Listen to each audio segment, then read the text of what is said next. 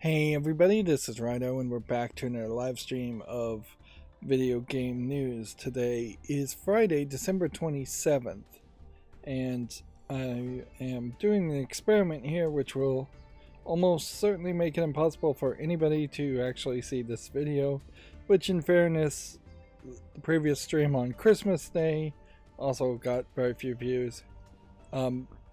Yeah.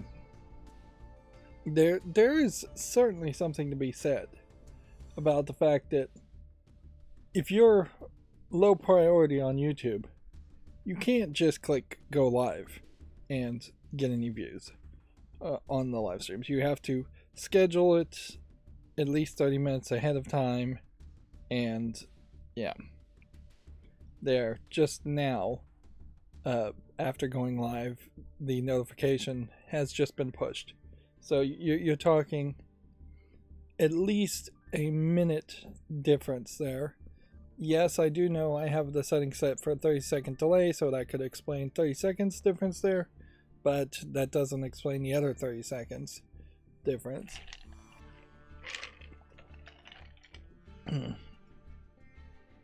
Yeah, so yeah, that's an issue. Another issue is I updated my macro thing again and to the newest version just to see if it maybe has been fixed, and it still hasn't. So my macros are broken because of my coding and are broken because of UI Vision's just inability to work with my version, the newest versions of Firefox. It just does not connect to the right window, the right tab in the browser. It's just gets lost, or it can't find it at all, which seems like something that would be so universally a problem that it does feel like it's some setting that I've done, but I don't know. Like I think I tried a full fresh install even on Firefox and it still didn't work. And I did that mostly just to get the scheduling to work, but to schedule some more YouTube shorts, I did make a decision there in that I'm going to schedule YouTube shorts in 60-day increments instead of 30-day increments. That means I'll have to do it half as many times per year. It also just means YouTube shorts are going to come perhaps even later, but I don't think really matters too much. Now, as for the setup, this is interesting here for Forza Horizon 4 and Forza Horizon 5. I wonder if there's some kind of special event or if these games are leaving Steam and people are playing them one last time. That might be the case.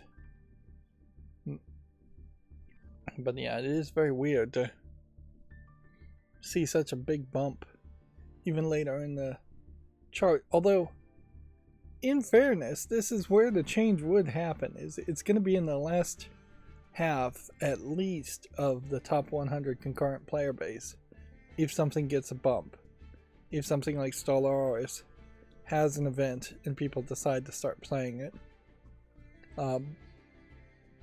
whereas something like Stalker 2, which is a newer game, being all the way down in the 60-second spot, highlights just a waning interest, which Stalker 2, I think being more single player, there's not that big of a deal there. Stalker 2 in particular, I think, is a more difficult Fallout-like game, and that's kind of the problem with it, is it's perhaps too difficult.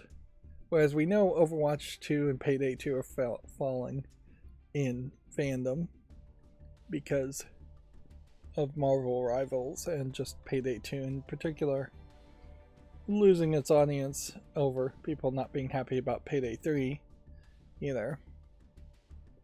Elder Scrolls Special Edition might be getting beat by just the old Elder Scrolls game, or it may just be also a point that even the massive decade plus momentum that Elder Scrolls has had is starting to wane. Although, in fairness, I would say we still don't have like a direct play this instead of Elder Scrolls, instead of Skyrim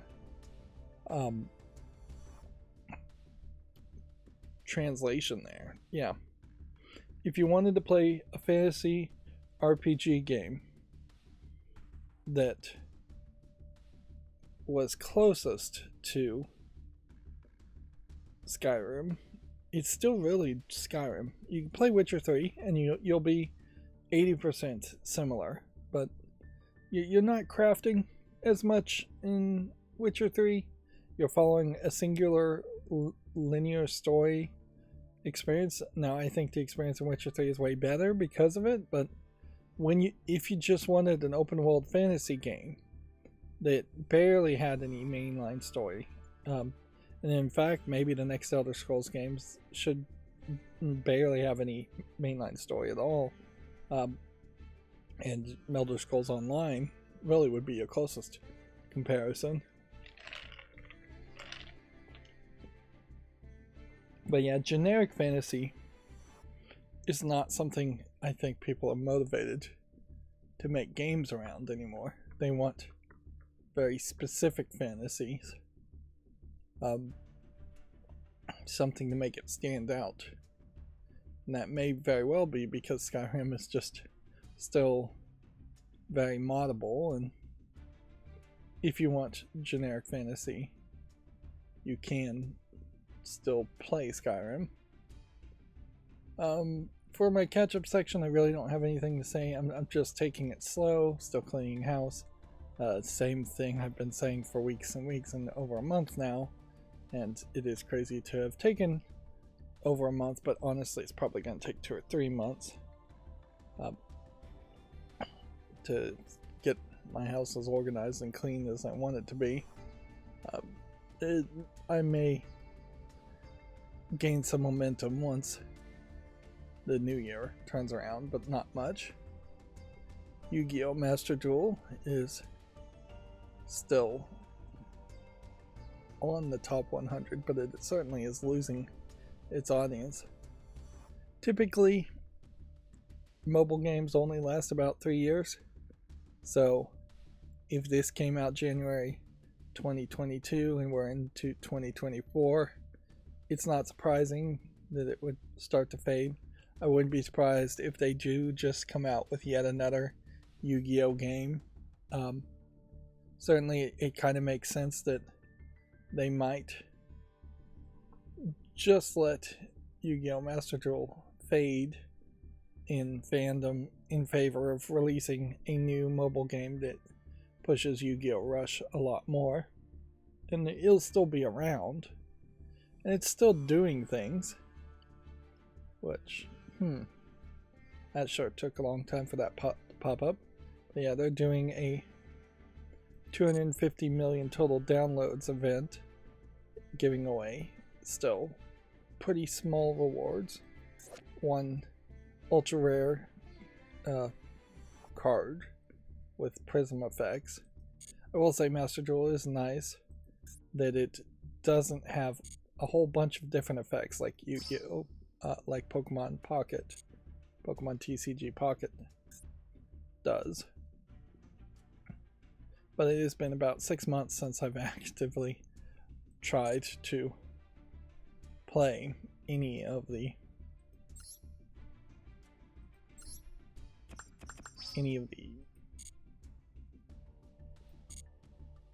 games that here, I guess. Yeah, the only reason I'm even running it is just for background audio.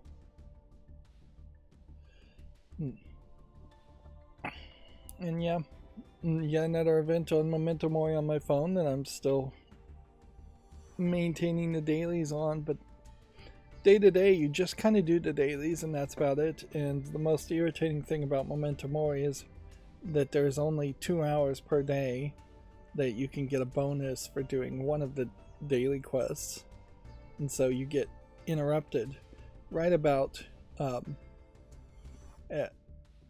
7:30 and right about like 1:30 in the afternoon, 2:30 in the afternoon. The times they say aren't even accurate, But yeah, it's really bad timing because most people are busy at 2:30 in the afternoon or 1:30 in the afternoon. You're either just back from lunch, or you're getting off of school, or you're about to get off of school if you're in school. And yeah, 7:30 is going to be right in that prime time of TV, or right in the middle of dinner. It's really bad times, in my opinion. Where it would make more sense to me to not have those boosted hours anyways. The boosted hours are to encourage people to work together on that daily event, but there's so few people playing on any individual server. They need to merge the servers. And Memento Mori in the Japanese servers have like 250 of them, and it's just like, that's way too many servers to have with way too many inactive players, almost certainly. Pokemon TCG has yet another event going on, so that they are starting to speed up the events, although they haven't really added anything too special. They're just kind of giving away free Wonder Card picks and just encouraging people to continue to interact with opening card packs and doing Wonder picks. Still way more than they really are encouraging people to actually play the card game against each other. I do question if some of the solo player content that was added with the most recent expansion isn't approaching impossible, because the requirements seem to me to be very generic and beating certain styles of decks, like a fire deck with grass type Pokemon, where grass type Pokemon are weaker to a fire deck, is already a tall order in the simplistic game that is Pokemon TCG, but it becomes even more of a tall order when you start to see how many cards are better in the fire class than the grass class at the moment. Maybe eventually new expansions will happen.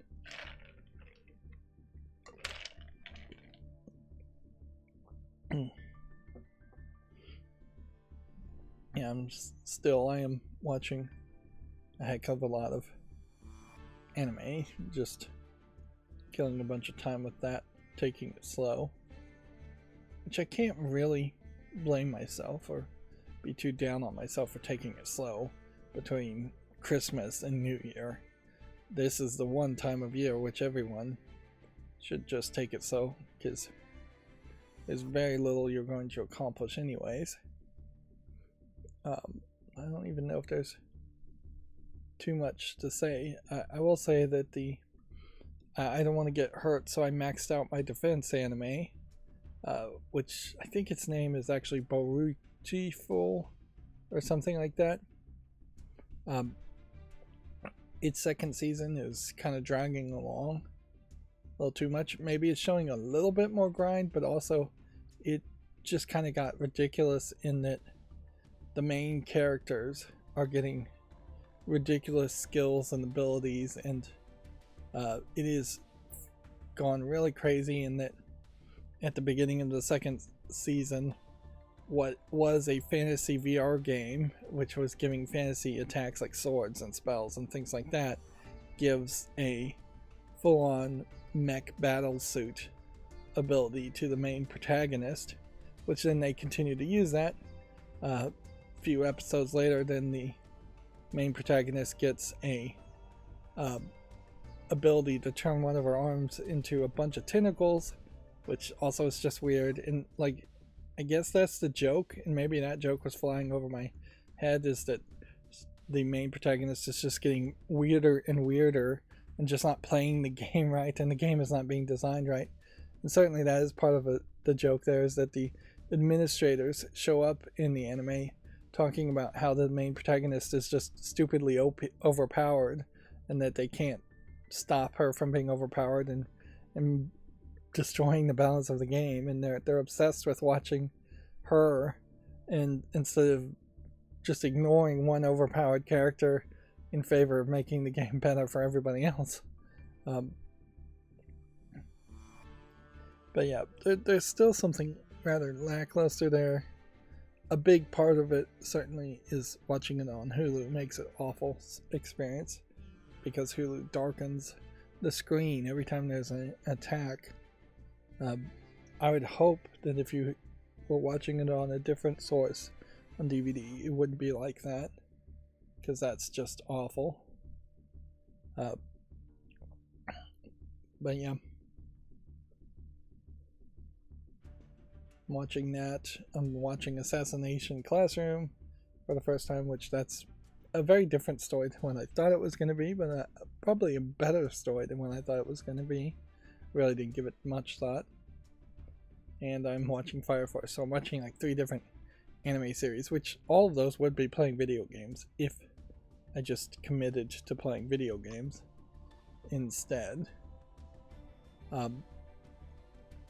The winter sale is still going on until January 2nd. Not that I think I could change my mind and start buying games. But yeah, I think particularly yesterday I really just chose to take a day off. I also think during the winter I'm probably cooking and eating a lot more food. DF Retro compared the original versions of these Legacy of Kain games to the remasters, and mostly we're happy with the way they were remastered.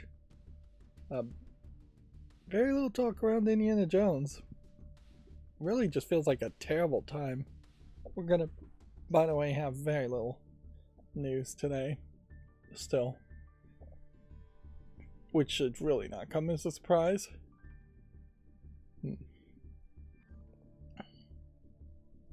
But yeah,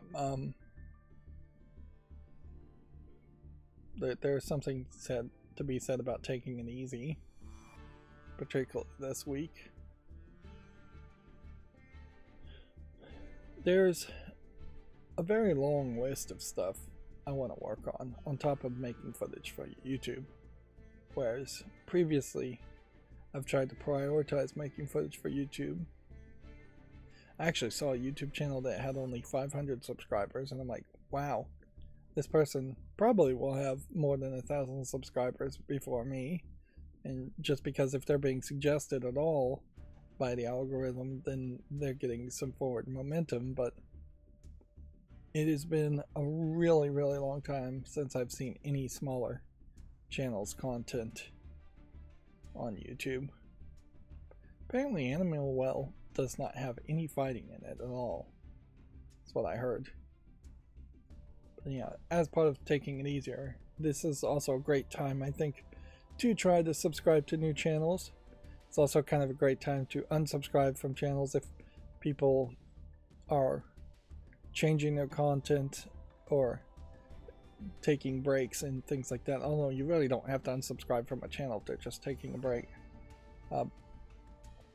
But yeah,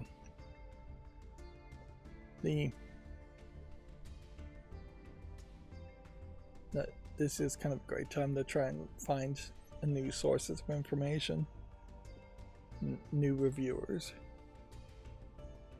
Yeah. But not particularly a great time for games being released.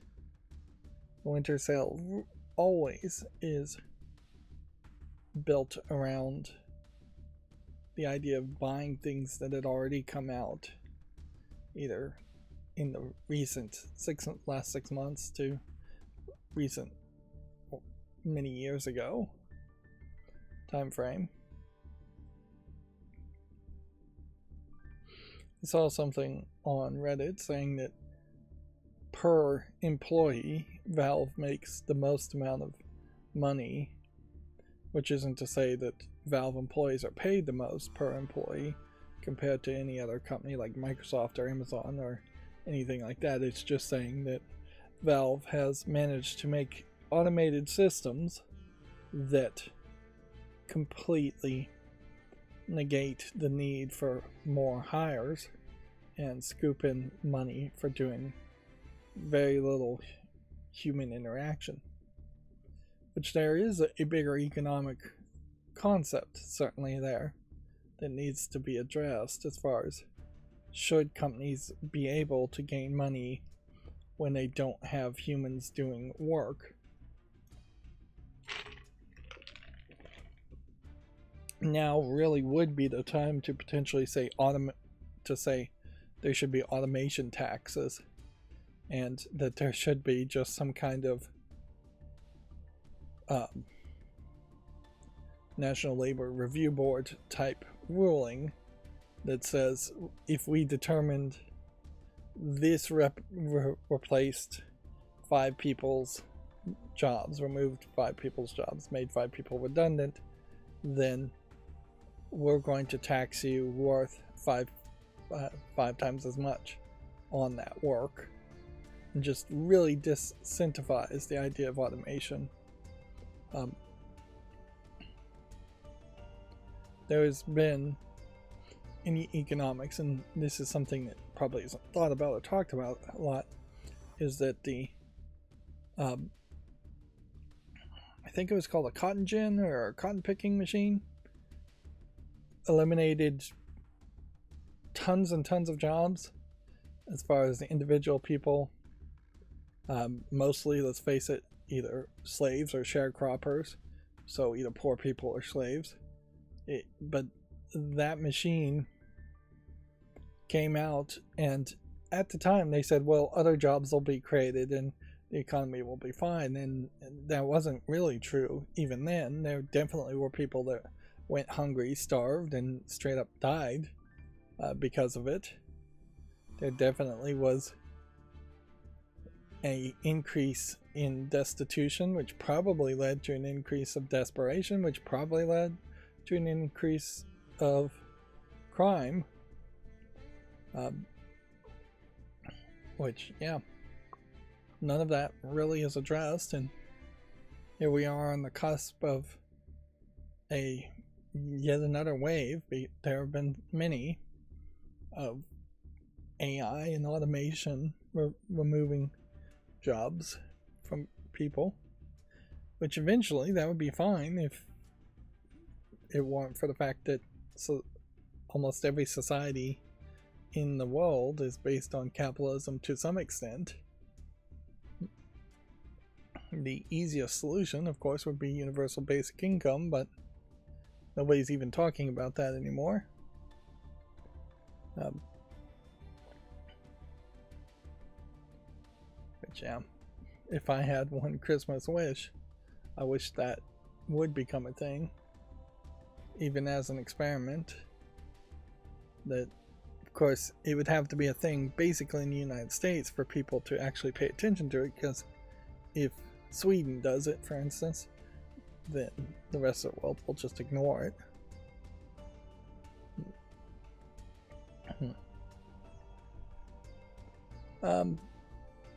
Do I even have any other catch-up stuff to talk about, or am I just blankly scrolling down at this point? I think I'm blankly scrolling down. So let's move on. My chart is a little bit out of order here. And yeah, because my macro has been breaking, there's a decent chance that my chart is getting run 2 or 3 times. And so the data may be getting a little duplicated and less balanced, although they would be less balanced overall. Of course, I may have actually programmed it right to avoid that as a concept too, that if the macros run twice in one day, it only takes the first day or the latest sample day. Not sure if that's true. I could clean up the data a little bit, but it probably wouldn't change much. Overall, the general vibe, I think, is still very much the case, and that Counter-Strike 2 is at the maximum. And now I've been saying all this time that at some point at the end of the year I should start blacklisting games like Counter-Strike 2 and Dota, and things that just are always going to be in the top 1 position. But I don't know. I don't know if that's really that helpful to do that, or if that's just hiding information because I'm bored of talking about Counter-Strike 2. Yeah, and as far as video game news goes, we're going to start and go into it very early today, because from Video Games Chronicle we have literally 2 stories. Over 25 years of classic Halo content has been leaked online. The huge Halo leak means players can try its original 1999 demo for the first time. I feel like this happened like 3 or 4 weeks ago, though. Like, I feel like I definitely saw somebody playing with demos. Perhaps this is a different leak. I don't know. Now, as somebody who's, I don't think ever really played the Halo games, which, speaking of games I don't think I also played, I'm not sure for certain I played Beyond Good and Evil all the way to the end, because I watched a video talking about that, and there's like entire concepts and interpretations of the game that I don't remember and probably went over my head. Apparently Beyond Good and Evil, according to this YouTuber, is about propaganda and fighting against propaganda, and that Michel Ancel, when making Beyond Good and Evil, was effectively being heavily influenced by what he saw as propaganda of the Bush administration and the war on terrorism, and I think most people would probably agree on that to some aspect. But yeah, all of that went over my head, if that was the intention. And yeah, I'm not really sure I played the game all the way to the end. There definitely would have been times when maybe I just started playing a game and then got busy and stopped playing a game. Like, particularly pre being a YouTube content creator, I could see there being some games that I didn't play all the way to the end. Although for the most part, I would say I have always been a fairly large fan of getting to the credits. I won't say I'm a completionist or anything like that, trying to get all the achievements or get all the items or anything like that, because I honestly, that a lot of that is just attracting negative OCD people, negative behaviors in OCD people, and I have done some of that, but I've never been of the ilk to want to 100% all of the games that I have in favor, instead of just trying to play the next game. But yeah, to get back to Halo, having never really played it, I couldn't care too much about a classic content being leaked. Inherently, instead of this being leaked, this probably should have been officially released, although maybe it was intentionally leaked just because Microsoft thought it might get them more attention. But Halo is in a very bad state right now, and I would have to compare Halo to something like Tribes, yet another game I didn't play, where it is more of a product of its time and may have been something that was very popular, but is not now. Perhaps if you had a better modding ability in Halo, you could go more the realm of Skyrim, but I think really when you start to think about something like Deadlock as a new game where you're running around and shooting things, there's just been generations upon generations of improvements of skills and abilities, whereas Halo as a game running around shooting things is not so much evolved from that.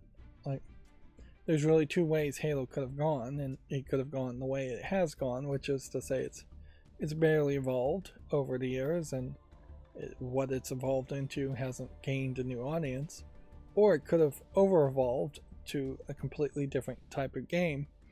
And for Microsoft in particular, Halo probably should have just over-evolved to the point where even Halo 2 compared to Halo 1 should have felt like a completely different game that barely has any connection to the first Halo.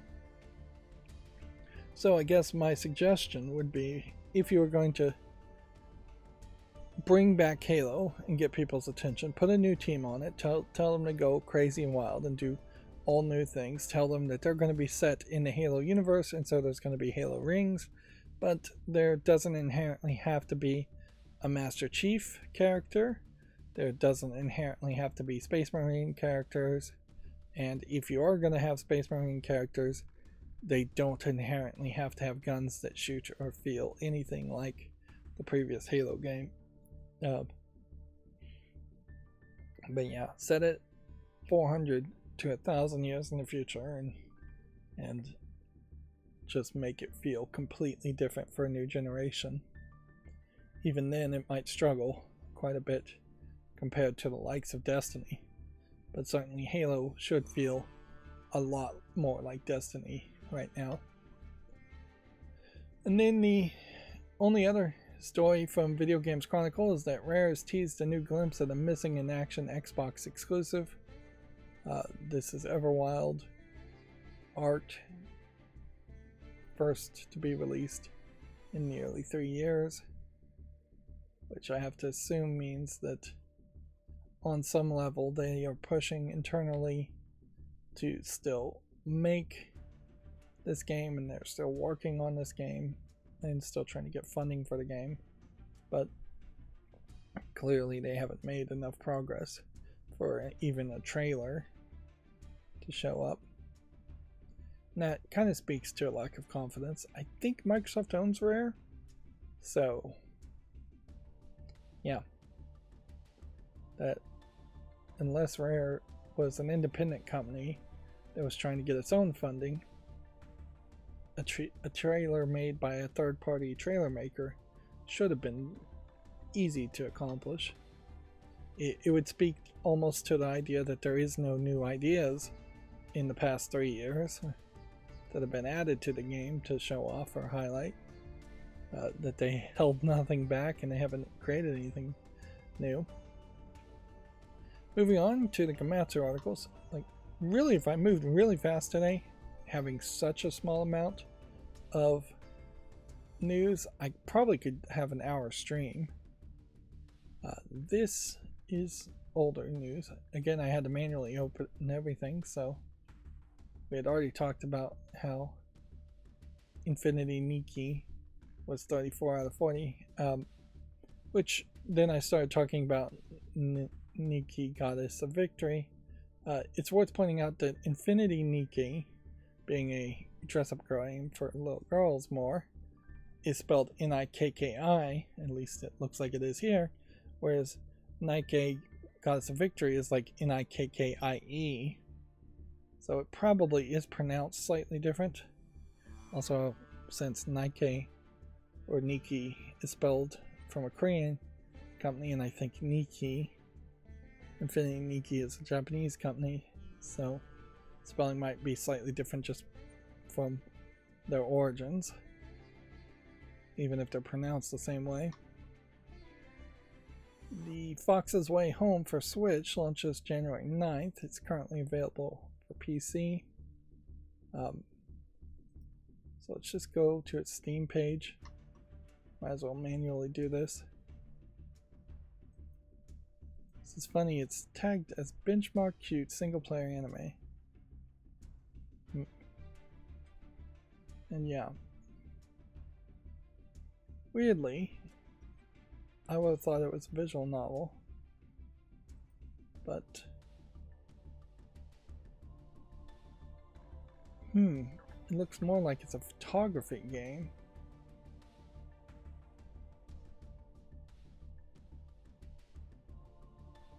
If your accusation is correct, the Mononoke will be banished and the lantern light up. Oh, so this is some kind of mystery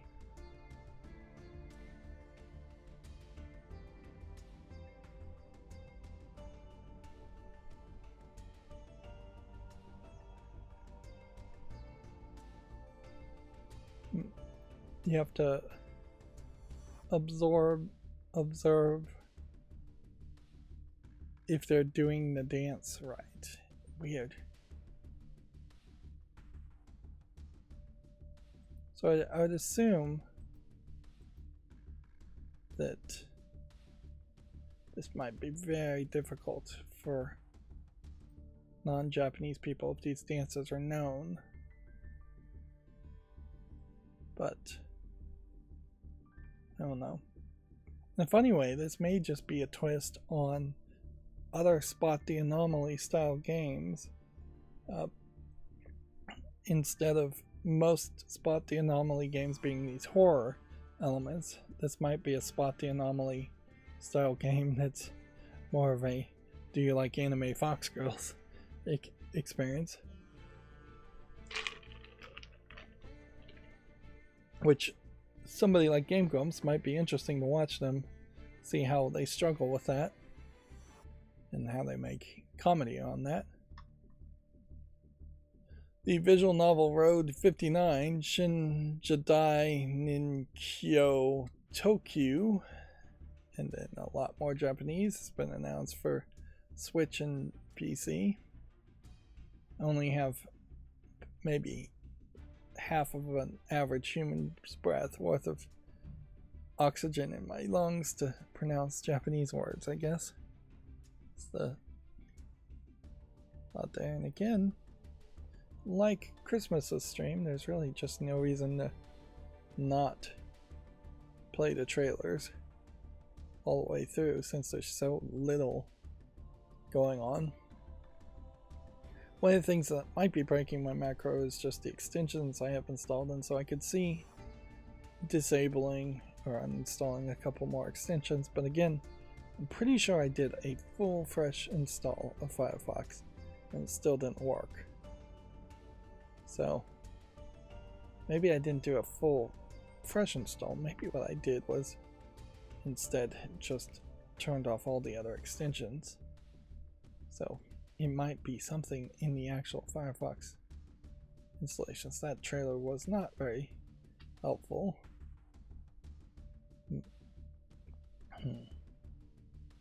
But right now I have like the anti-duplicate tab extension disabled just to see if that was doing something. Let's see, Momotaro Dentetsu World, and then a whole bunch more Japanese shipments and digital sales have topped 1.5 million, which that's a very large success in my book, considering how, while this may be a fairly popular series in Japan and perhaps in the East, it's definitely not one known in the West. So, yeah. That certainly does solve something. And that certainly does, like, say something as far as how successful it must have been. Afterlove EP launches February 14th, 2025.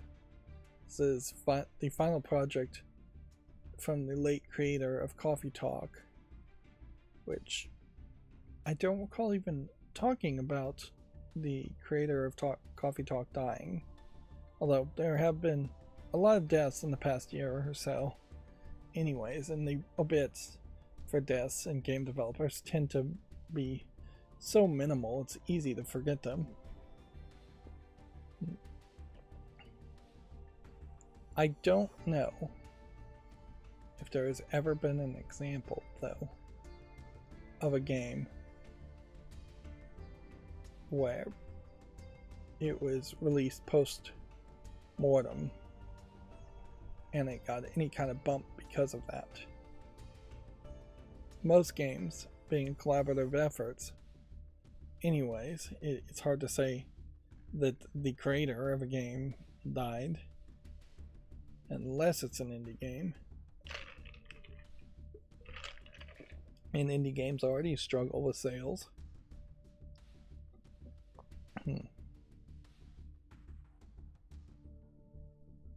yeah, so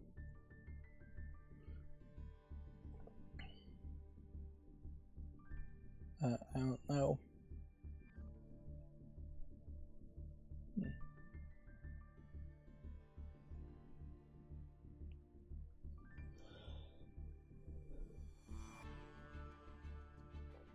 This isn't very video game related, but I'll mention it just because I think this might be good information for people to know.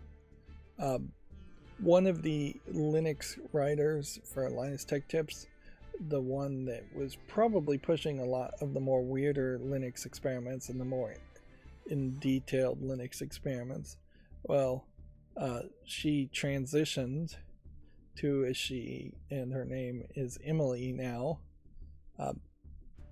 And she had been kind of absent from any Linus Tech Tips videos for at least, it feels like 6 months.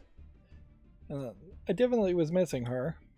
She no longer works with Linus Tech Tips. I can't help but assume that maybe there was a full-on just depression thing there where she was just not actually working there, and maybe she's on full-time disability or something like that. Now, who knows? It doesn't seem like she was in any way involved with any of that big issue that we're probably never going to get the details on, as far as accusations against Linus Tech Tips. I could never find any real details on that. But yeah, definitely kind of feels like that could have been, she could have been involved with that, but it doesn't seem like that's the case. She does have a Twitter, and she did, and she does have a YouTube, so I'd say maybe subscribe to her YouTube. She only has one video though so far, but I definitely would like to see her writing more and her expertise more, because you just don't get a lot of great in-depth Linux experiments or talking about more of the crazier Linux operating systems. But yeah, and see, inherently, because she transitioned, it's a really bad situation because she doesn't probably want to dead name herself, and it's generally not a good idea or not welcome to dead name someone. But in the case of a professional, and I will just leave it at that, it is kind of weird that you do have to dead name somebody just to connect them back to the name they would be better known as and remembered as in their professional aspect. I will dead name Jim from the Jim Concession, who also transitioned as an example of that, in that when he transitioned to she, the style of his content got even crazier. The style of her content got even crazier, and it became talked about considerably less. There was certainly a point where Jim in the past was breaking news and getting a lot of coverage and pushing the F Konami concept very hard, to the point where he was being used as sources for other news and for like Giant Bomb and Kotaku, whereas once his content went crazier, it stopped being really watched and referenced, and even I stopped really watching her. Yep. And that was certainly the case. In fact, I've weirdly seen that happen with several YouTubers in particular. There's probably something to that, in that if you are more of an independent YouTuber who is just doing it out of your bedroom, you probably also suffer have a higher percentage chance of suffering from mental issues that might lead towards transitioning. Or it may just be easier to transition if you're a YouTuber than it would be if you're working in an office or something. Although, Emily's case, she was working in an office and on YouTube, so a little bit of both in that case. But yeah, that has very little to do with video game stuff, video game news. But I did want to shout out Emily. I wish I remembered her last. Let's see if I can find the last name and the name of the channel.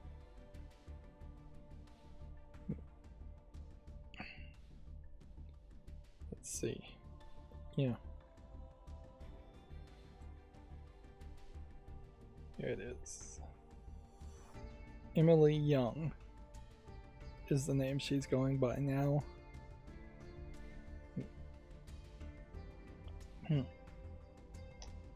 There is something that I'm sure she doesn't want people mentioning her transition and the way they look right now, but there is something certainly to be said too about Emily Young being very old to transition, and that certainly hurts what your final appearance is going to be. Women, even cisgendered women, tend not to look great when they're hitting their 40s and 50s and 60s.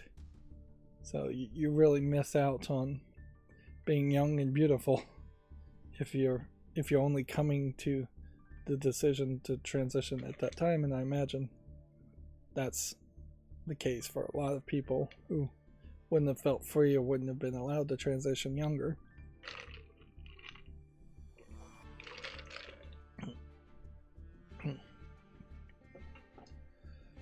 But we're supposed to be talking about video games, and instead I'm rambling, which definitely highlights how my interest in games right now is not particularly high. Here we have another Misturret, another game launching in Japan for the PS4, Xbox Series, Switch, and PC. PS4, but not PS5. As well with the teaser website. I don't know this title, so apparently it's a port of a game that was released in 2004, so a 20-year-old game that has been re-released.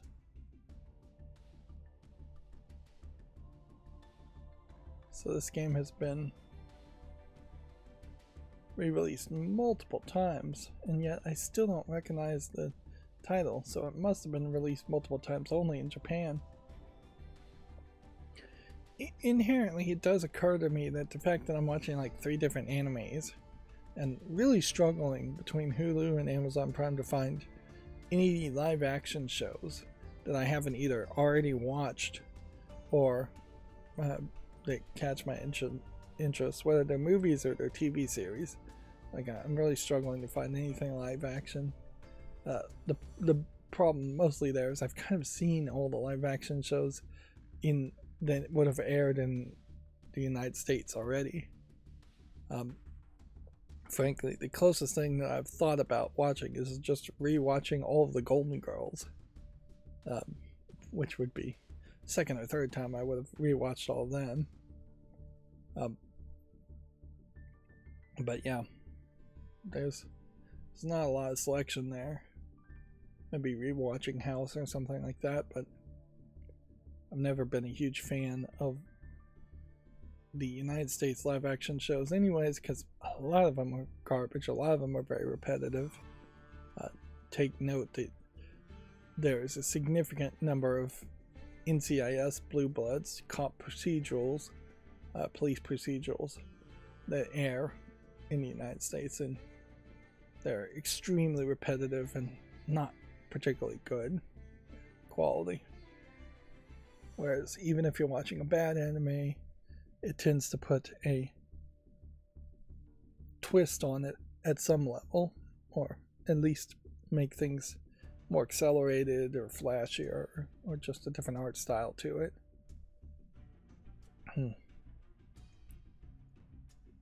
Yeah.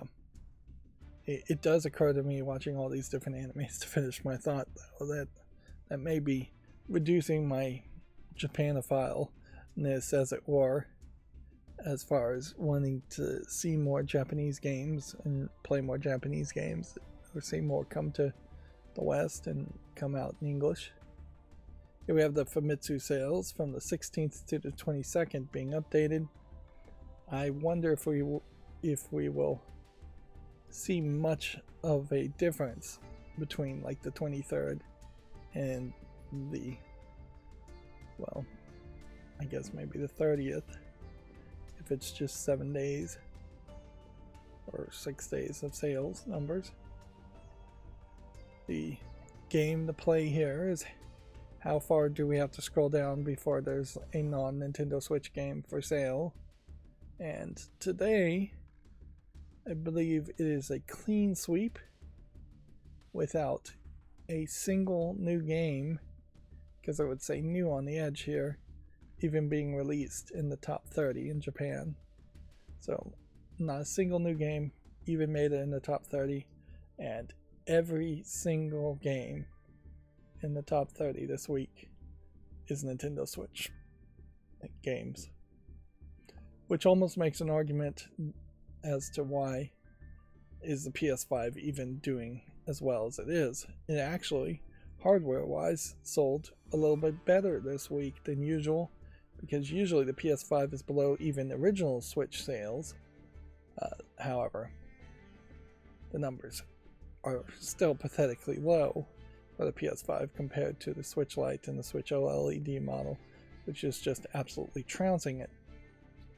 So, there was an analyst that said that really it is just going to be a 2-console game next generation. It's, in Japan in particular, been a 1-console game for the vast majority of the past 5 years at least, since the Switch has come out and been so incredibly popular, which inherently the Switch 2 is probably going to have smaller sales.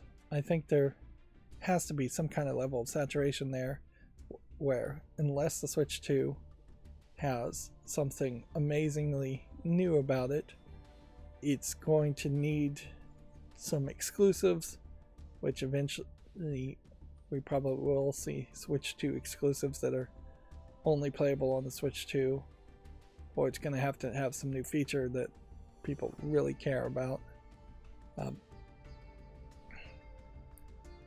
yeah, Xbox Series X Digital Edition selling pretty well too. Xbox Series X and S not selling particularly well this week. And overall sales for the Xbox are still pathetically low compared to overall sales of the PlayStation, which is still pathetically low compared to overall sales of the Switch.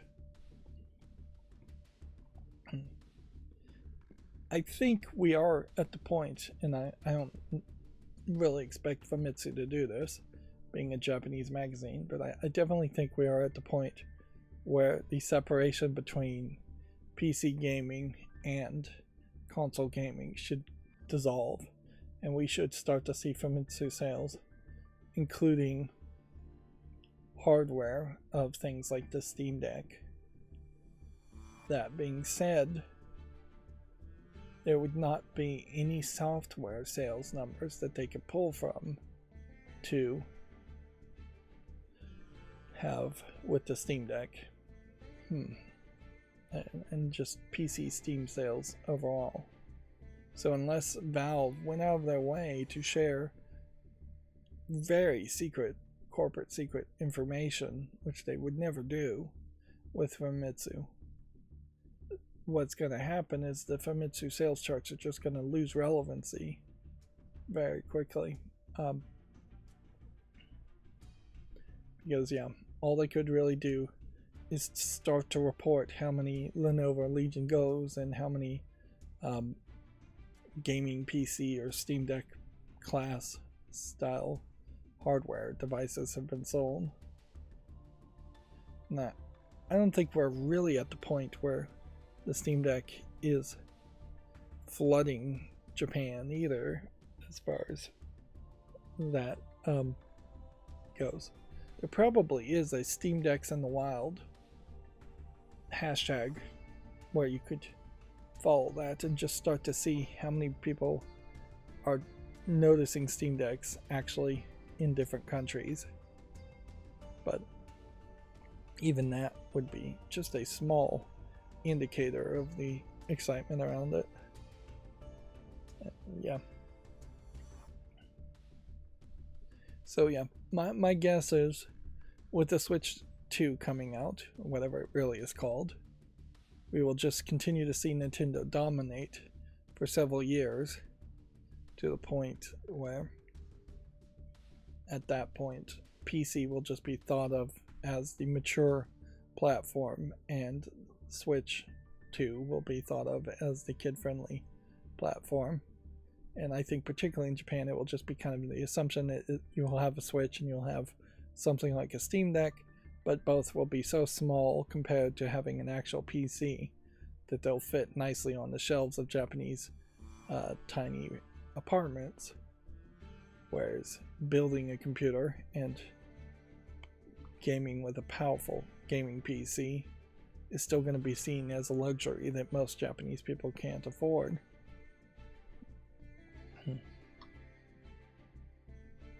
The Exit 8 has a live action movie. This is yet another, or one of the original, or at least one of the highly successful Spot the Anomaly games. It's going to premiere in 2025.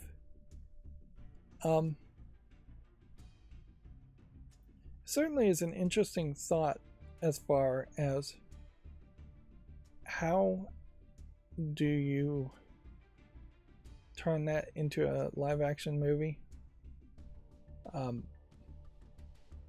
The aspects of it are not particularly that difficult. As far as shooting it, you just would need a hallway, and perhaps in a movie form you would make it longer than, because I could see you potentially just wanting that photo booth there on the left. I don't recall that being in the game.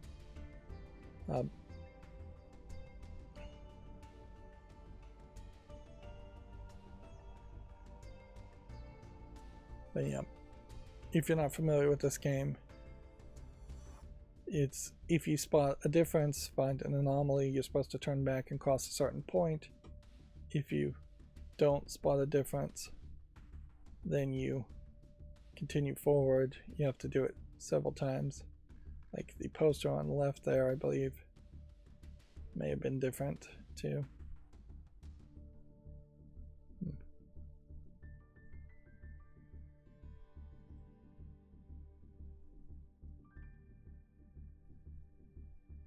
But yeah, you could do that in a live action form.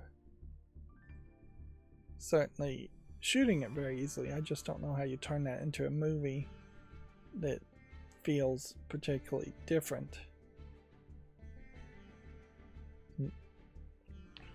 And it probably is just going to be a cheap budget horror experience.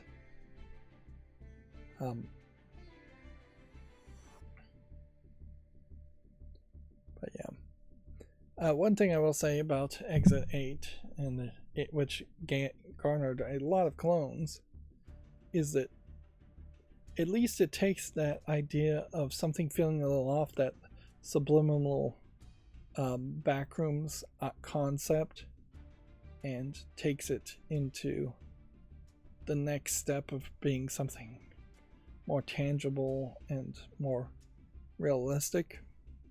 Whereas the concept of the backrooms in general is much more difficult to actually mean anything. Like, if you in the real world ended up in the back rooms, you'd just be like, oh, this is some kind of weird room section of a building, and then you would just try and leave or go back the way you came, as it were. In fact, I've already seen a live action horror series that took the concept of the back rooms and tried to play with it and struggled mightily and had to add a whole bunch of extra storyline and characterization and all of that just to make it actually scary. Whereas Exit 8 is somewhat more relatable, although probably way more relatable to Japanese people than most people outside of Japan, as far as being in a long hallway that feels like it could loop forever.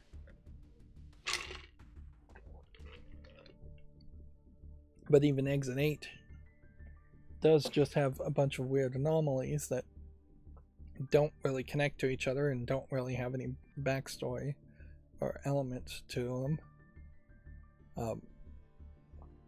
or any narrative to them. It's the same problem with like Control, where well, it might be a slightly different problem compared to Control, because Control really could have scoured the depths of the SCP website and just used exact stories from SCP instead of trying to make their own. And that game could have been just constantly updated with, here's yet another SCP that we stole directly from the website because it's public domain, open source writing, and we could just add it to our game.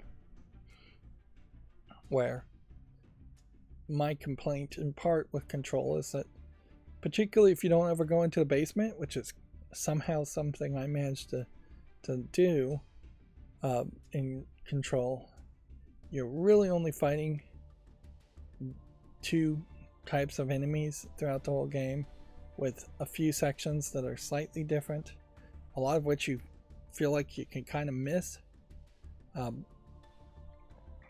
And yeah, it definitely just feels like there should have been a lot more variety. And they've started to tease out what a Control 2 would look like, and I'm still not really feeling like that there's a high chance of anything being too different in Control 2. It feels like you might still be doing just about the same running and gunning against the same type of enemies. It is kind of crazy unconscionable to release a game like Control, in that there really were only 3 or 4 types of enemies in the game. There should have just been different effects that turned humans into like tanks and healers, and just your equivalent different classes there: mages, rushers, distance shooters, snipers, things like that.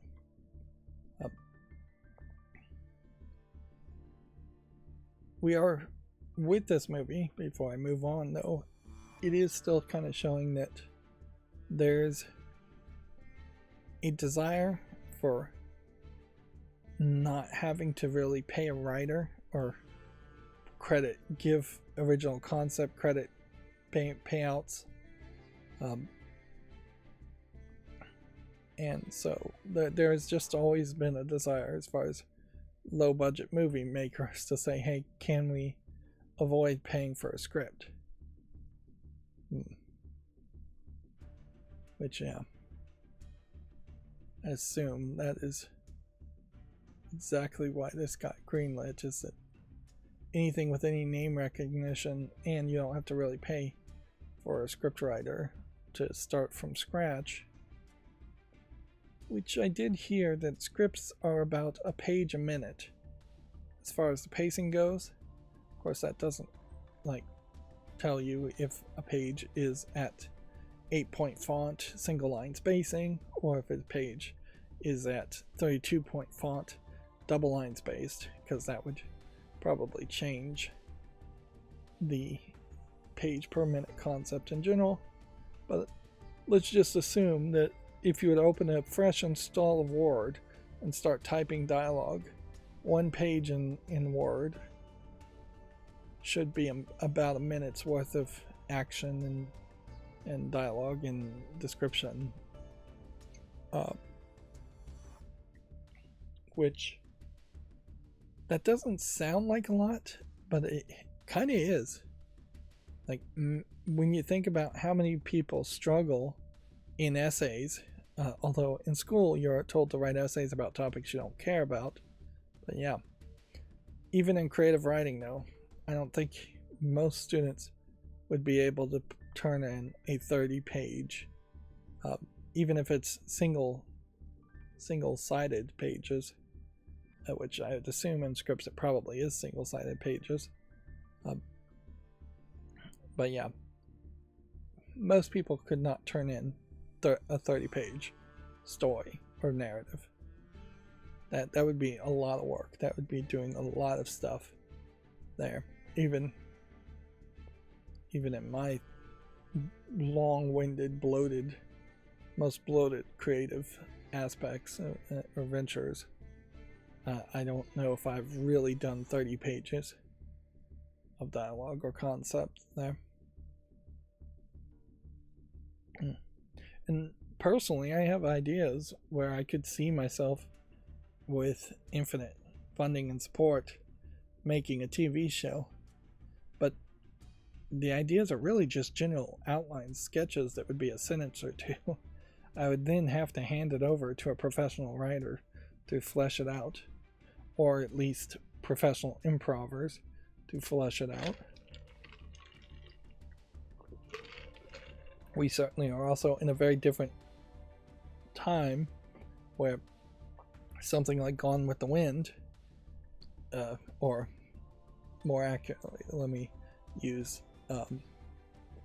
Alfred Hitchcock Hour, for instance, which I watched some of that. And I also found a Korean show that is trying to do the same thing, where there's a Korean presenter, presenting each episode like an Alfred Hitchcock show, which is an interesting callback and throwback.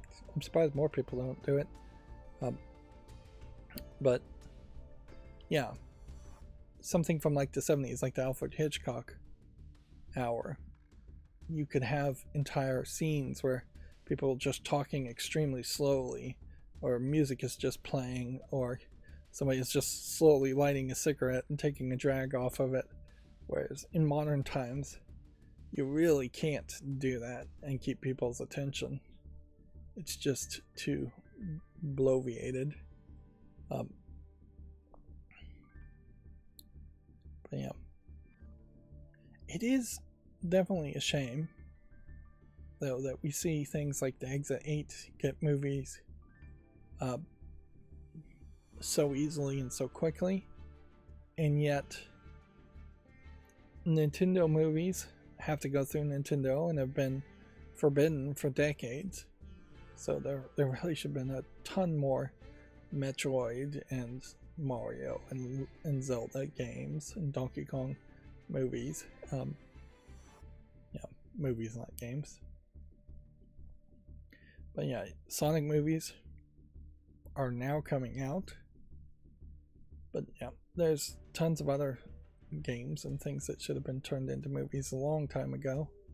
Perfect Dark, Beyond Good and Evil, Turok,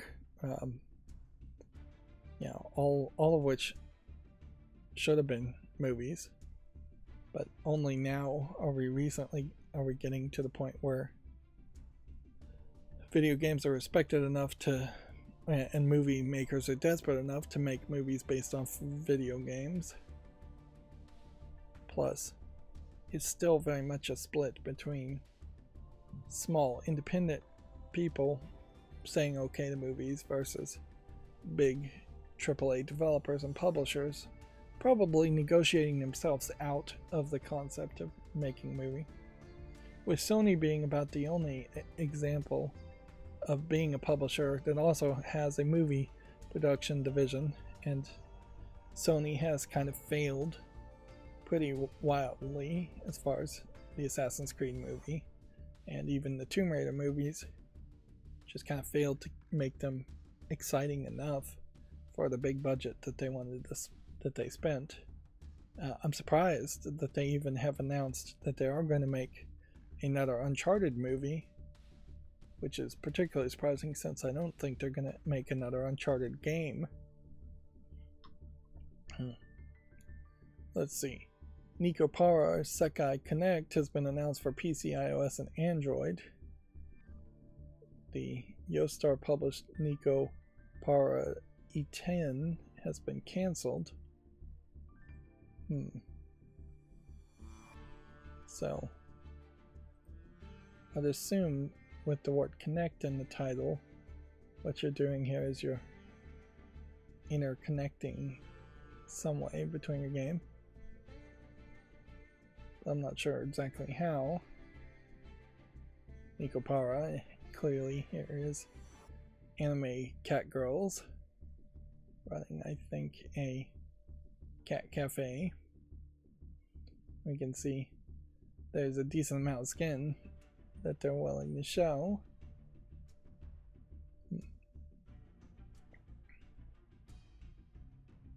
But because it's iOS and Android, I'd assume that there's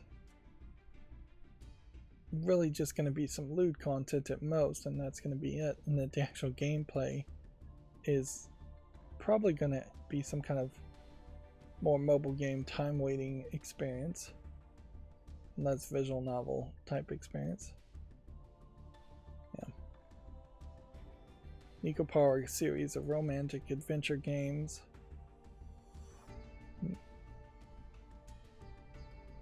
Let's see. It's animated using Live 2D, which Live 2D really does deserve more critical acclaim than it gets for how much it's improved the visuals on 2D games.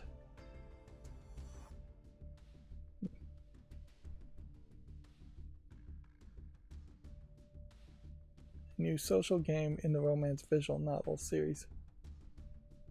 Yeah, they're calling it a social game. I think it's probably going to be something more like a microtransaction, maybe gacha game.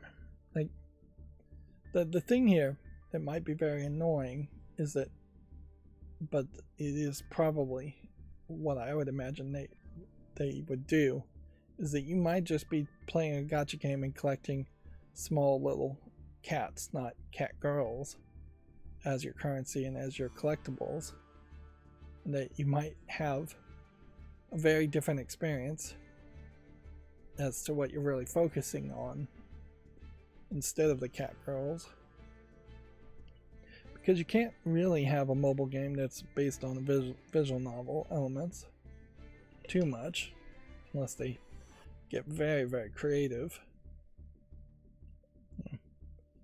Visual novels really should be heavily dominating Android and iOS, but they aren't. One, in part because Google and Apple don't want anime moe characters to dominate as much as they already are in their gaming sections and storefronts, but also in part because cell phones are not quite the right size to do the reading that a visual novel needs to have. And I imagine there are probably some dominating visual novels in Asian countries, but in the West there definitely aren't.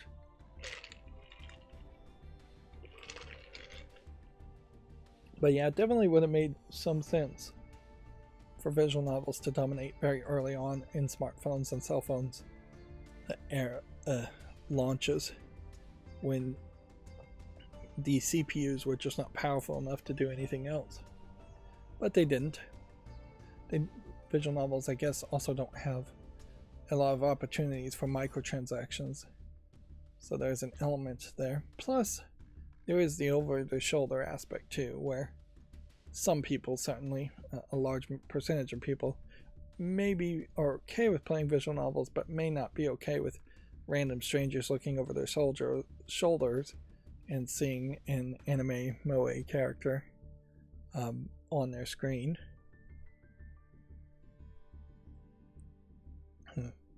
So I'll be interested to see what this game actually is. Here we have Infinite Nikki version 1.1 Shooting Star season launching December 30th. New storyline, platforming challenges, outfits, and more. Notice they misspelled more here. O-M-R-E.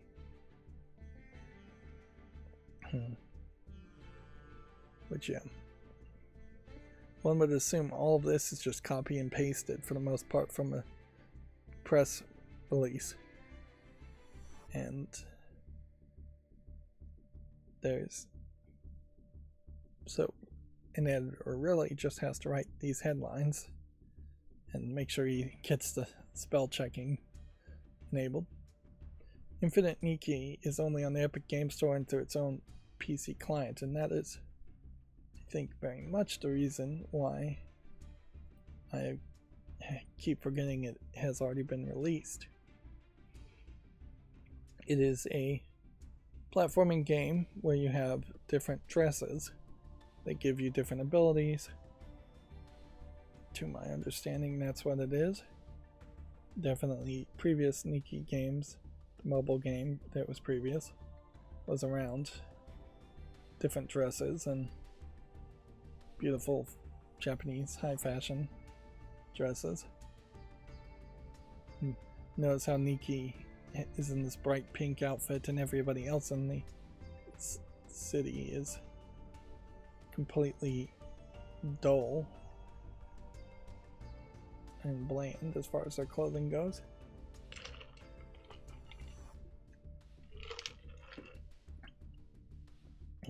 Yep. There is an interesting question here this trailer just skipped over as far as what is the transition from one outfit to the other. I doubt it's a full-on Sailor Moon.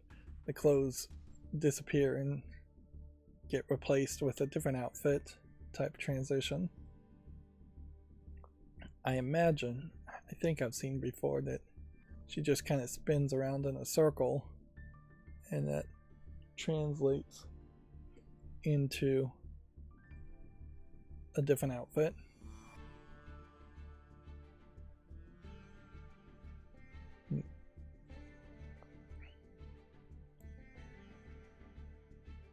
But clearly this trailer here is also really focused on something different and not showing the platforming aspects at all.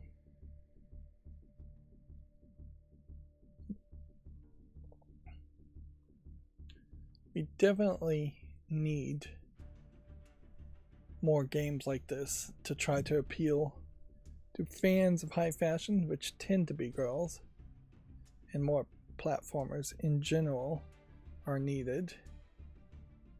So it definitely feels like a shame that there's Epic Game exclusive happening here, preventing it from being on Steam on day one.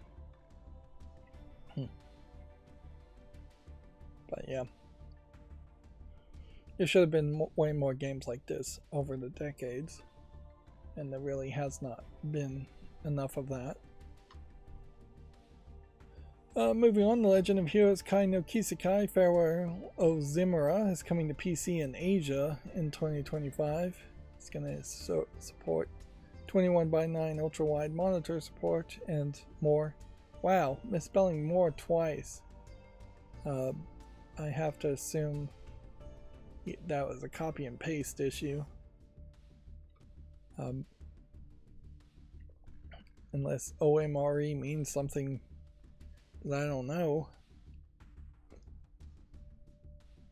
And yeah, you can see people are making mistakes over the Christmas holiday too. I'm not sure how ultra widescreen really helps in video games. Like when we look at the screenshot here of the game, if your monitor is ultra widescreen, sure, you probably want the game to take up the entire width of that. But what are you really doing at that point? You're probably zooming the camera out a little bit further so the detail of the backs of people's heads is just going to be further away and less easy to see, and the detail of the monsters is going to be further away and less easy to see. Yes, if you have a 21:9 resolution, then this part of the screen, heads up display, will be further to the left, and this part will be further to the left, and this part might be further to the right. It's not even anything in this corner. So yes, more than likely there would just be more background image, basically a skybox where nothing is happening, and so that might move the heads-up display a little bit better. That being said, this part is not going to be moved in a 21:9 ratio. It will still be centered in the middle, and you may not want these to go further in the corner, because this isn't just like irrelevant information that you shouldn't be paying attention to. This is your health bar and your mana bar, and so you kind of need that stuff. If you didn't need it, you would want it to disappear anyways. In an attack animation, ultra widescreen probably won't look much different. You might just see the elbow of this character and more of the sword. And yeah, in this overworld, which I would assume this is just a non-boss battle experience, it being wider, again, just zooms everything out more. Now, if you get into the details of a menu, and then all of a sudden menus could resize, maybe having a more wide resolution makes some sense there. But I don't feel like any game has dynamically rescaling flex. HTML has a concept like Flex UI that you could do flex boxes, but games aren't developed using HTML and Flex UI concepts. So if this screen was wide enough so this box could move to the right, and this box could move under it, and this box could move under it, and there would just be maybe easier ways to access and move around the menu, that would be great, but it's not really the case.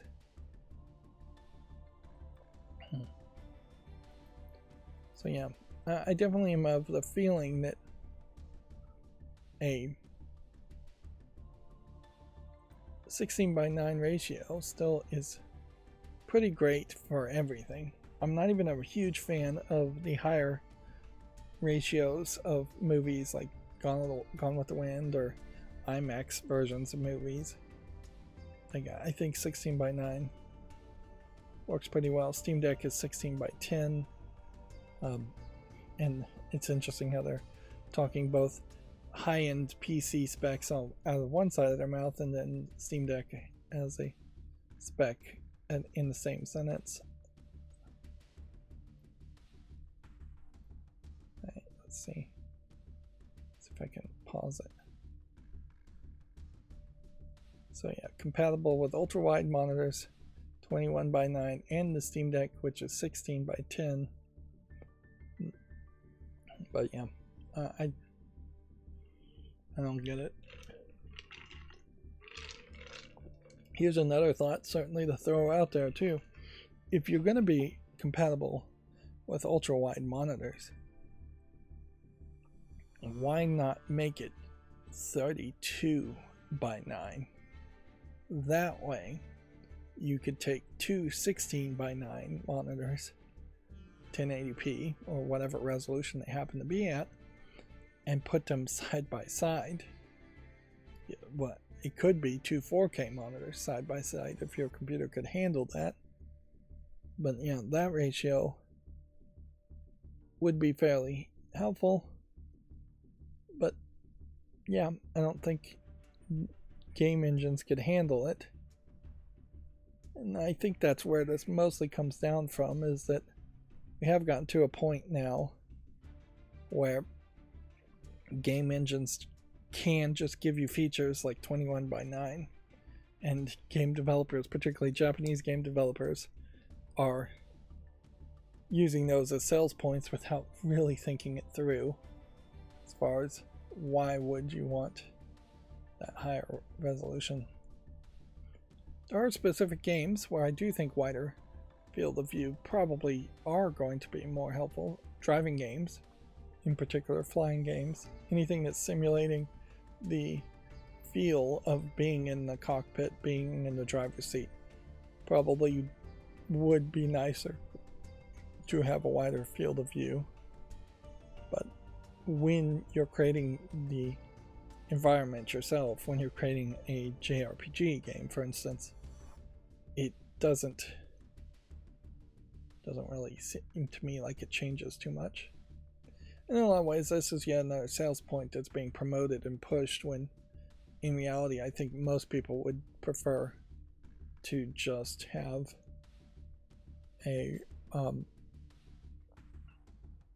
the games run better and just kind of keep things together. Same. Take note also that when you're talking 3D CGI anime style art, there's really a lot of room for improvement as far as detail that can happen instead of, so let's see if we can open a bigger version of that and show that, instead of just supporting resolutions or ratios, aspect ratios. Even in the larger format of this screenshot, the resolution is not particularly that great. And so there is things that would take more work to do. Compare the way that screenshot looked compared to the 2D animated depiction of that same character. They definitely had different animators, spend different amounts of time there. Moving on, Nier Automata shipments and digital sales have topped 9 million, so it is continuing to see major success. 1 million moved in 10 months. So by this time next year, they probably will hit 10 million. I can't help but imagine that sales also are occurring, and that helps bring up some stuff too. And apparently I just don't have any gaming on Linux news open, so let's go ahead and just assume that there is no news for gaming on Linux on this December 27th. It is kind of interesting to see that the 27th is even more dead than Christmas was, but I guess that kind of makes sense. A few games probably would have put out some press releases slightly before Christmas. Nobody's likely to put out press releases after. So let's go ahead and go through the new games on Steam. Now, I opened about 30 tabs. Here's another example of just something that feels like it's really late to the party.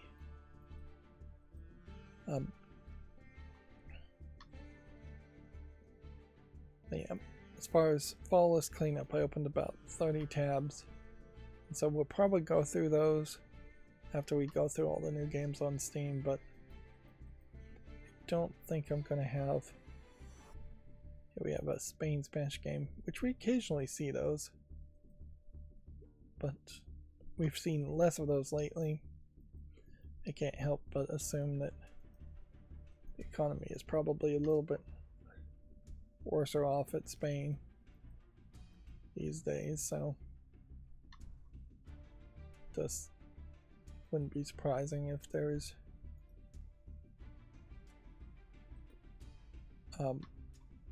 perhaps just a little bit less of that less games being developed, less games being published in Spanish language.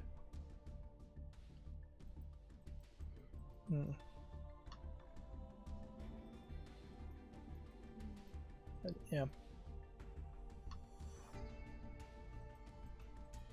It's crazy that even things like trash tend to be delayed. Trash pickup around Christmas. You'd think particularly they'd make a bigger focus on picking up after Christmas.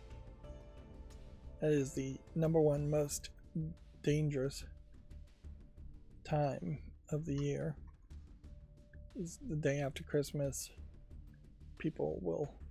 Criminals will drive around and look to see if there's big piles of boxes, see if they can perhaps identify certain boxes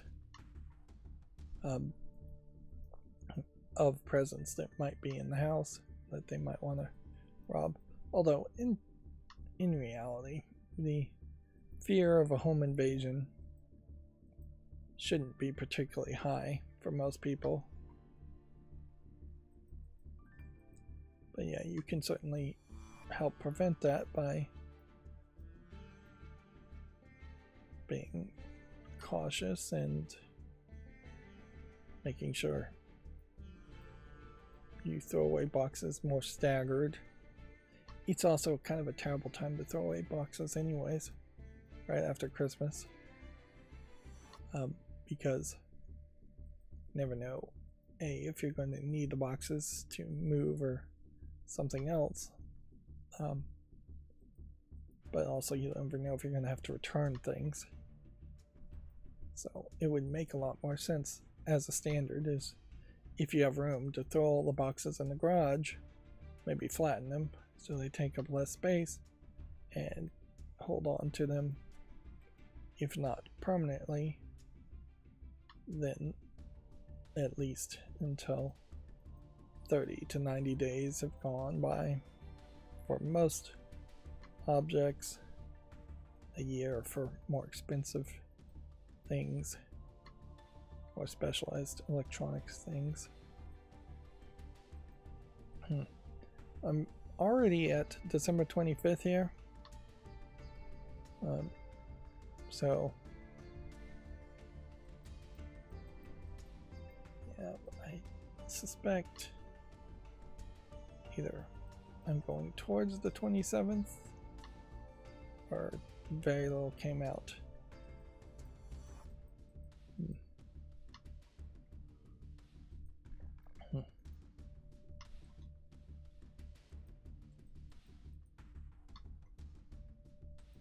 Yeah.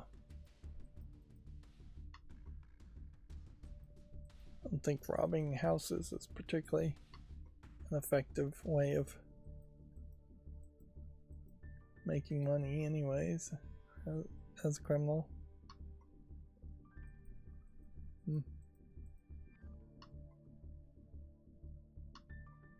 Most of the horror stories of that happening is usually because somebody is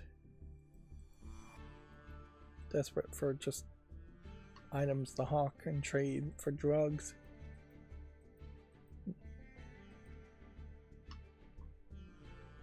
Yeah, people definitely aren't talking about the drug problem as much as they once did. For the people who are really addicted to drugs and really struggling from this. This is an interesting art style. But yeah, there definitely in my mind is room to say let's not talk about people that are just smoking marijuana recreationally. Let's target on the people who are doing PCP and hard drugs and have more rehabilitation programs and really help those people.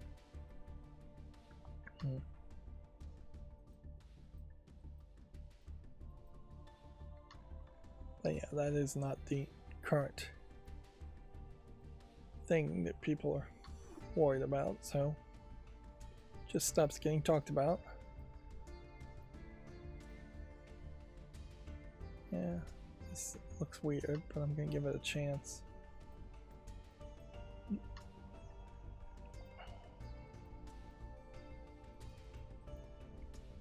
More Christmas stuff. Way too late.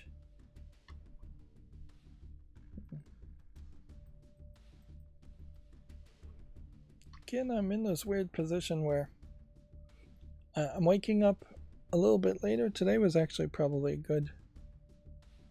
There was a game called Mr. Mosquito. This feels like they've taken that concept but then added anime girls to it. I'm not gonna make a YouTube short on that, but I'll put it on the follow list.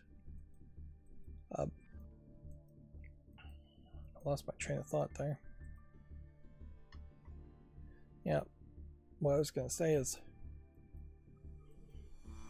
I just still am in this weird position where I woke up a little bit later, and then get slowed down by the macro itself, not working. This is a weird game. And then that just doesn't put enough time in my mind as far as really expecting to accomplish too much after today's stream,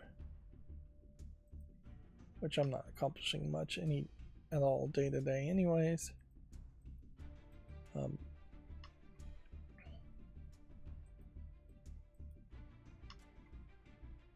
But yeah.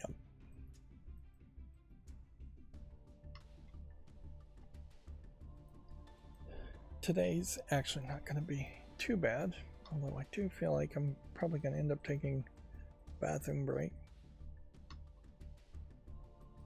Really should learn from last stream and not do any followers cleanup on stream. Just do it off screen. Anyways, I ended up doing that anyways. Yeah.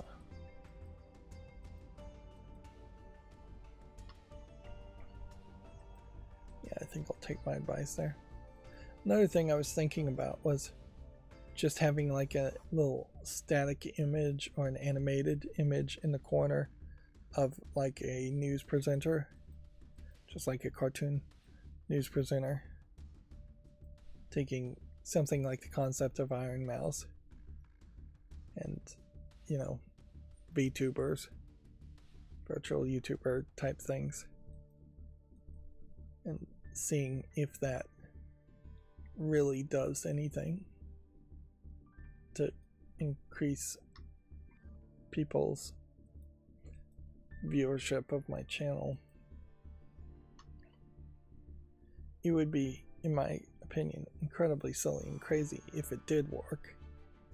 That there is just this inherent desire of viewers to expect that some kind of human-like face is in the corner. But weirdly, I do think there are examples like Marshmallow that do exactly that.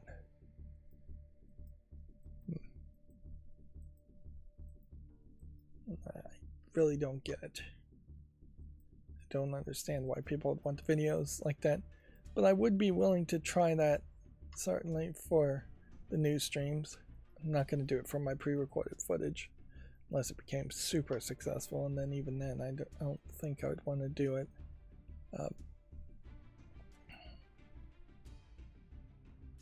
But yeah,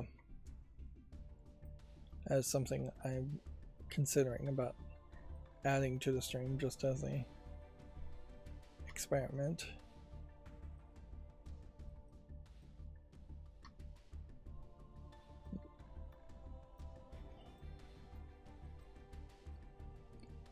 Yeah, inherently the thoughts are trying to be there as far as just what is a better way to present this news without inherently just editing down the news and getting rid of content.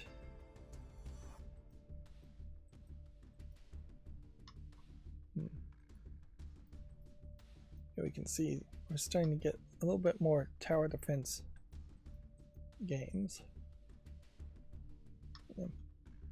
I started to talk about an hour or so ago how Valve has a lot of income and very few employees. I don't think I impressed though how I really think there's a really good reason why Valve should be hiring more employees. If they have about 400 employees right now, which is what I saw, they estimated they really should have 8 to 12 to 1600 more employees, because clearly there's ways in which that would be beneficial.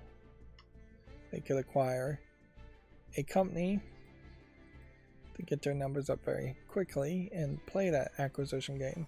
It's a little surprising that they haven't done so far. I'm gonna say no to this.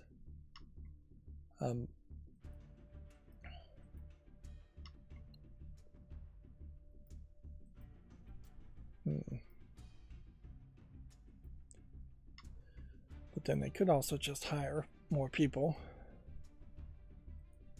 too. You need more consistent specialists to focus on Steam and just making sure Steam is the best storefront it can possibly be. I do think they probably should have a Steam Kids subset in the same way that they have a Steam China website subset. They could certainly have more game development. Game developers focused exclusively as people that are expected to actually make games. This is an interesting thought. Buy goods and sell them to customers. Doesn't look like much of a game though, but it is an interesting thought. It's running a shop in the apocalypse. Although inherently running a shop in the apocalypse also just means you're risking being robbed. Right. So the other games that I was going to do the flawless cleanup on are things like this. Are these? And I only opened about 30 of them. Sandbox games are going to be an issue, though. I mean, here you have a mostly positive, highly well regarded game, and I still just don't really want to play it. So I'm going to take it off the fall list. Same is true for early access horror games. It came out in October. I think we can get rid of that. And all of these are going to start with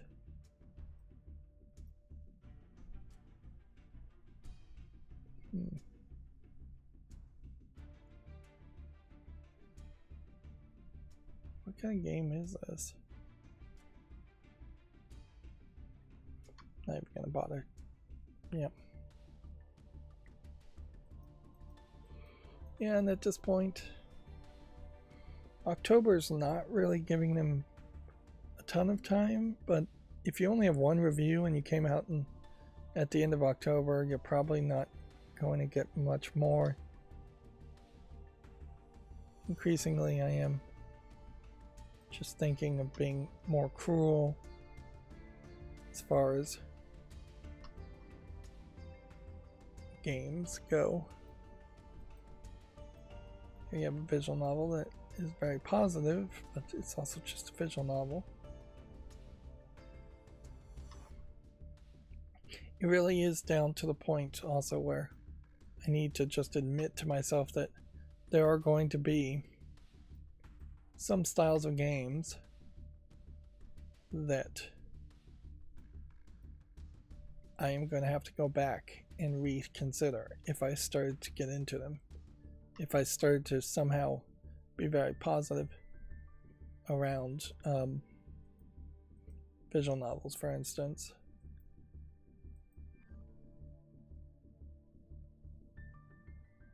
not sure about that one. Here's yet another example of a game that was taken off the store. Actually, a significant number of the games that April 2024 is probably going to be no.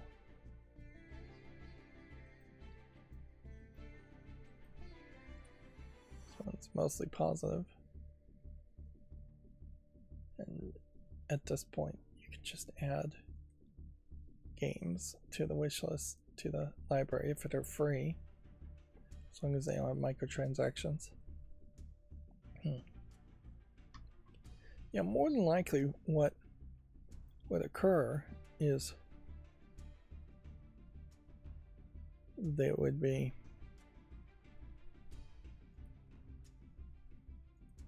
a niece or nephew and family sharing that would push me into new categories of games. There is a possibility that maybe I would want to get into those categories of games, but not likely, really.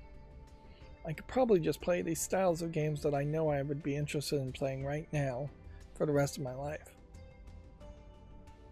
And yeah, there may not be a niece and nephew. At some point, if my channel got successful enough, I could find somebody who might be super into visual novels and have multiple content creators on the same channel, although I don't know why you would do that, instead of perhaps collabing.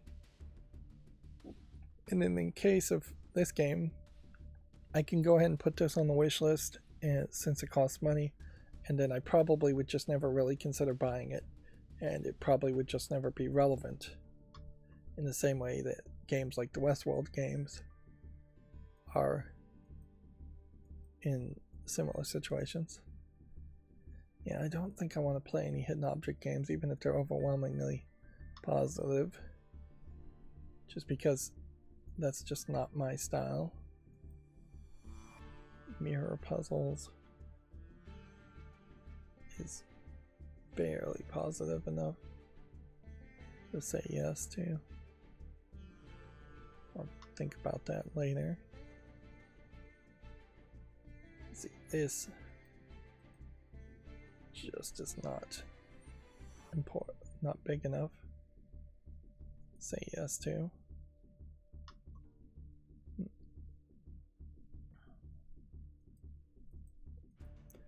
The vast majority of these things on the fault list, in A's at least, are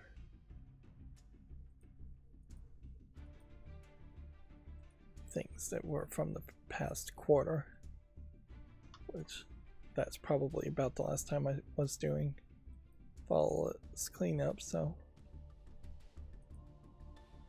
probably makes a lot of sense.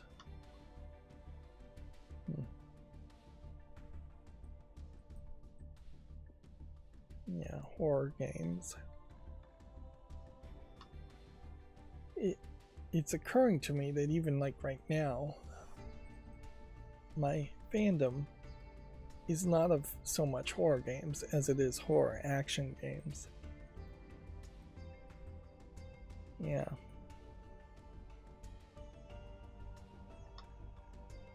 That, I think, is probably a better way of describing it. Like, I want to play the AAA Resident Evil style horror action games.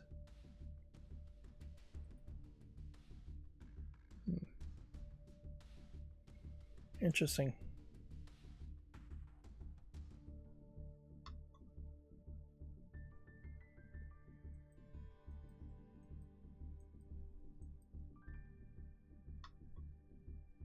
And there definitely are some games here that I'm still just not really able to wrap my head around or consider.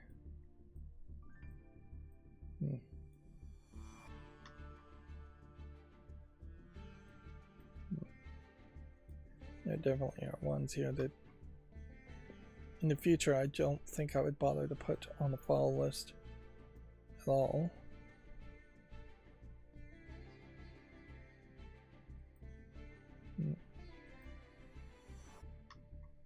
There is an argument to hold things at a different standard also, in the sense that there may very well just be a higher requirement that is desired, as far as maybe I need 100 reviews instead of 30 reviews for certain types of games to let me know whether that's relevant or not, because my general rule of saying it has to have at least 30 reviews really doesn't account for the fact that if Half-Life 3 was released and it had 30 reviews that were mostly positive, and then 4 months later it still only has 30 reviews that are mostly positive, then something obviously weird would have had happened there. So yeah, I could open more of these and I might off screen, but I don't think it benefits the show, particularly to go through the fall list, considering so much of it is just not even games I'm really considering. And it's not really highlighting new games. If anything, it's just diluting the conversation with old games. So yeah, today's show, not even 2 hours long. And let's see, when we get back on Monday, I imagine there's still going to be very little news. So consider this vacation time. Now is a great time, particularly now that Christmas is over, to start playing those new games you got on Christmas, or play the old games and just enjoy everything until you're back to school or back to work or whatever. That's going to be it for this stream. As always, I ask you to like, share, subscribe, comment, and keep on watching. Thanks.